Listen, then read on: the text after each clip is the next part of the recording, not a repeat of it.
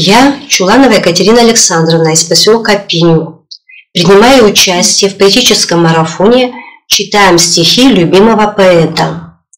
Стихотворение «Вьюга» Любовь Николаевны Петуховой. В сарафане белоснежном пляшет вьюга у ворот, обнимает тополь нежно, шепчет что-то и поет. И пригоршнями алмазы сыплет щедро в лицо. Знаю я ее проказы и не выйду на крыльцо. Не нужны ее подарки и узоры на окне. Только ты дыханием жарким отогреешь душу мне.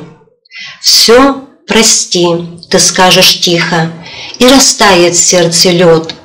Вьюга в поле, как портниха, мне наряд венчальный шлет.